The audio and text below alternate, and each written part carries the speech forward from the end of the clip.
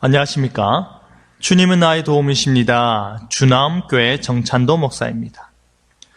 오늘 여러분과 함께 인간이란 어떠한 존재인가에 대해 나누고자 합니다.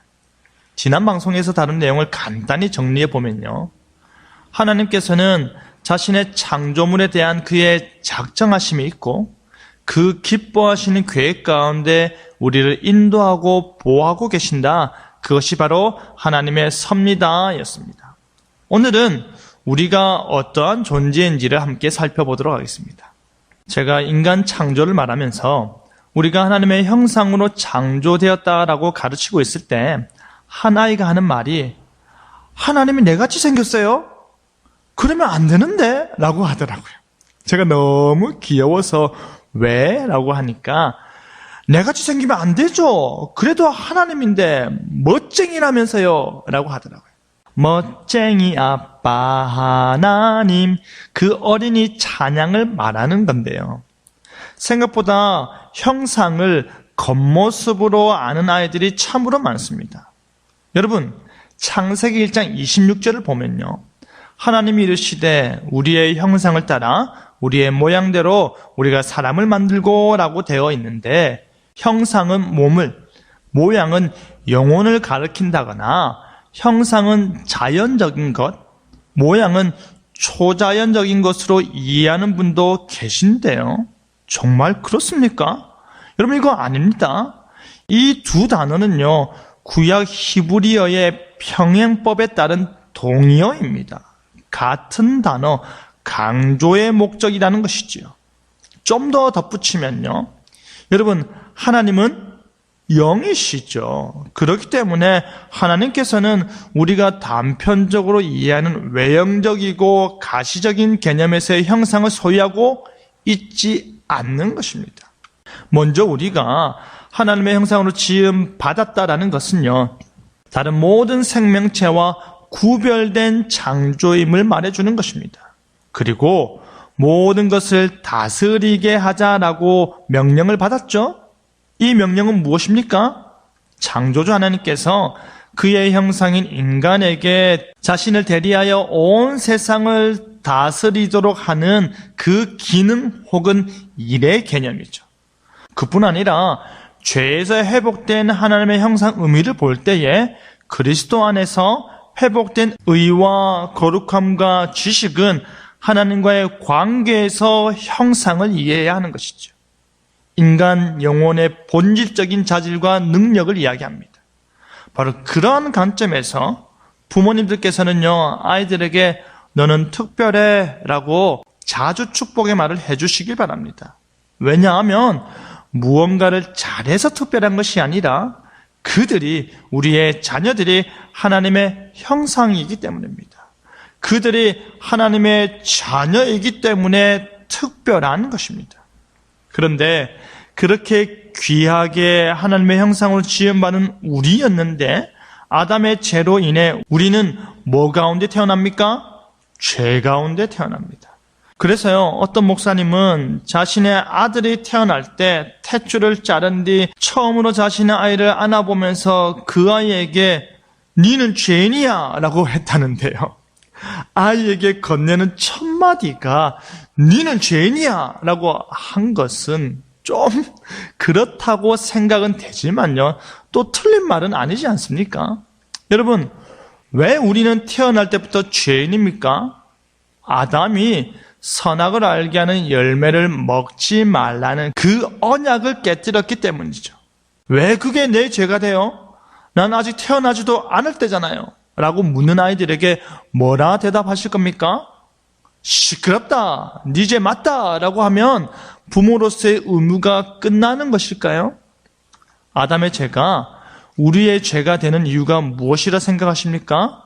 선악과를 먹음으로 인해 모든 인류가 첫 아담 안에서 죽게 되었고, 둘째 아담이라 일컬어지는 그리스도 안에서 그에게 속한 자는 살아나게 되는데요, 이것의 의미가 무엇입니까? 그리스도와 아담을 언약의 대표자로 인정하는 것이지요. 그러니 우리의 대표자인 아담의 죄가 우리의 죄가 되는 것입니다. 하루는 아담의 죄를 설명하면서 선악과를 먹는 것이 인류가 범한 최초의 죄악이다. 그래서 그 죄로 인해 우리가 죽음의 형벌을 받는 거야 라고 설명하는 중에 하나이가 투덜투덜거리면서 하는 말이 우리 하나님 속 좁네요. 열매 좀 먹었다고 사람을 죽여요 하더라고요. 그러니까 옆에 있던 아이가 갑자기 찌찌뽕 하더라고요. 자기도 그렇게 생각했다라는 거죠. 여러분은 어떻게 설명하십니까? 여러분, 먼저 우리가 기억해야 하는 것이 있습니다. 선악을 알게 하는 나무의 열매를 먹기 전에 인간은 죽음이 무엇인 줄 알았을까요? 경험해 본 적이 있습니까? 없습니다. 동상 각종 나무의 열매는 내가 임의로 먹어라. 하지만 선악과는 먹지 말라. 내가 먹는 날에는 반드시 죽으리라. 하나님께서는요, 그들이 알지도 경험해보지도 못한 상태에서 죽음을 공표하셨습니다. 이 사실 자체가 의미하는 바는요, 이 행위 언약의 조건 자체가 굉장히 무겁게 다루어져야 함을 말해주는 것입니다. 그리고 뱀의 유혹에 하와가 어떤 반응을 보였죠? 먹은직도 하고 보암직도 하고 지혜롭게 할 만큼 탐스럽기도 한 나무라 하였습니다.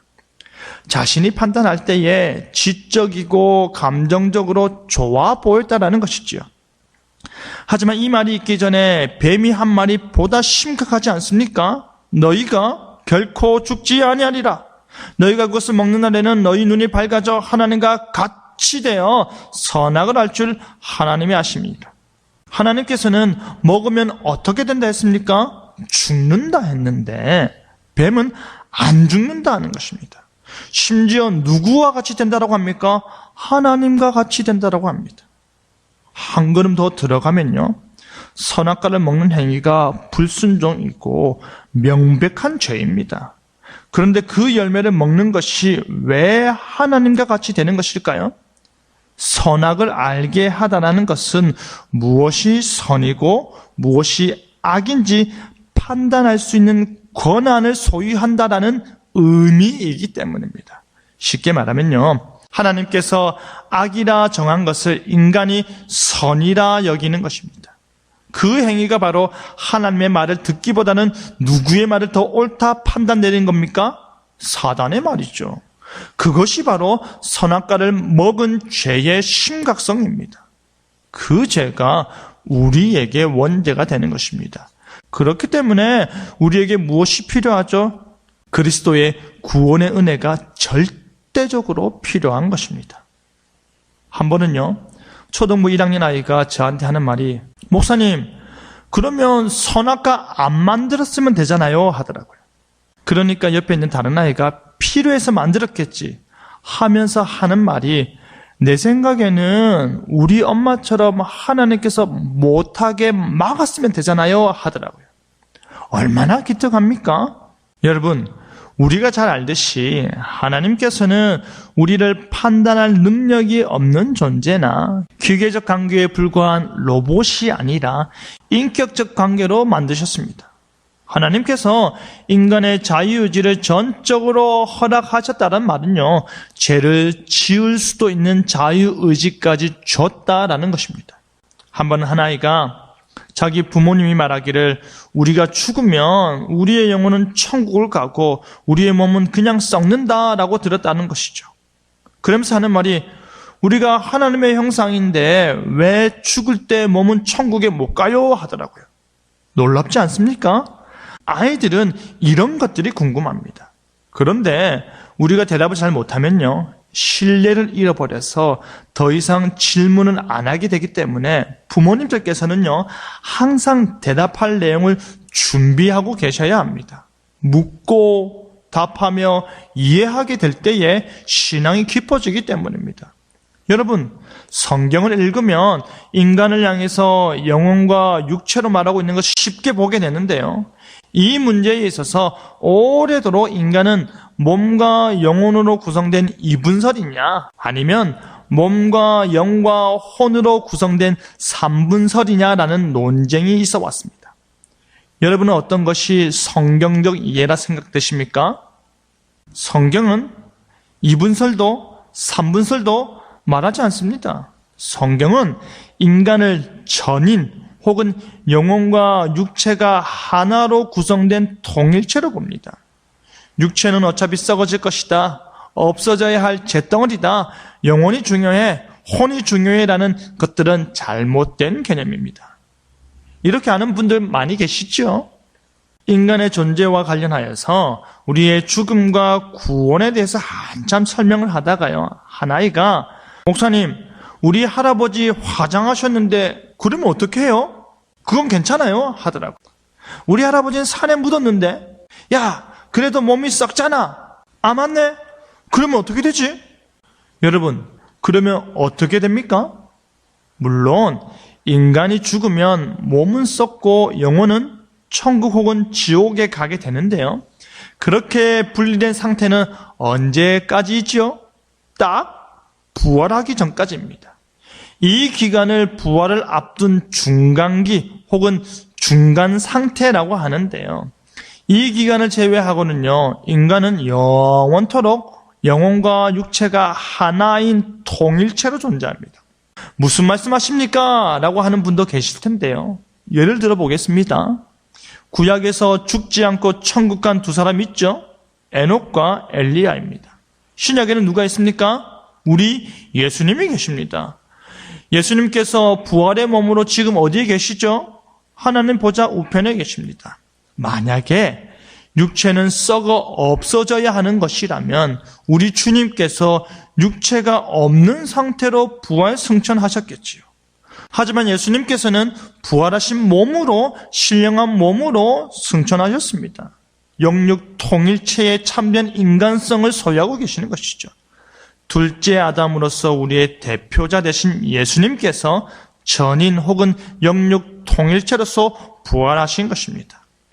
정리해 보겠습니다. 우리는 하나님의 형상으로 지음받았고요. 죄로 인해 원죄 가운데 태어납니다. 우리는 그 죄와 사망의 상태에서 구원받는 것입니다. 우리의 존재는 바로 그러합니다. 그렇기 때문에 하나님 앞에서 우리의 삶을 늘 생각하며 그 구원의 은혜에 감사해야 하는 것이죠. 여러분, 우리의 다음 세대들이 하나님의 창조 목적을 바르게 알고 자신의 존재와 자신의 삶의 목적을 바르게 안다면, 다음 세대들이 자신이 얼마나 특별한 존재인지 안다면, 자신이 감사가 넘치는 삶을 이미 살고 있다는 것을 안다면, 이 세상에서 분명한 자기 정체성 가운데 하나님의 자녀로서 살 수 있지 않을까요? 그것이 바로 다음 세대를 세우는 일일 것입니다. 다음 시간에는 예수님은 왜 인간이 되셔야 했나를 함께 나누도록 하겠습니다. 기도하겠습니다. 거룩하신 하나님 아버지, 우리의 다음 세대들이 하나님 안에서 특별한 존재로 살게 하여 주시옵소서. 자신들이 어떠한 존재인지 깨닫고 자신들이 하나님 앞에서 어떻게 살아야 하는지 늘 생각하며 살게 하여 주시옵소서. 그 부르심에, 그 구원에, 그 은혜에 늘 감사하며 주님 앞에서 살아가도록 역사하여 주시옵소서. 예수님 이름으로 기도드립니다. 아멘.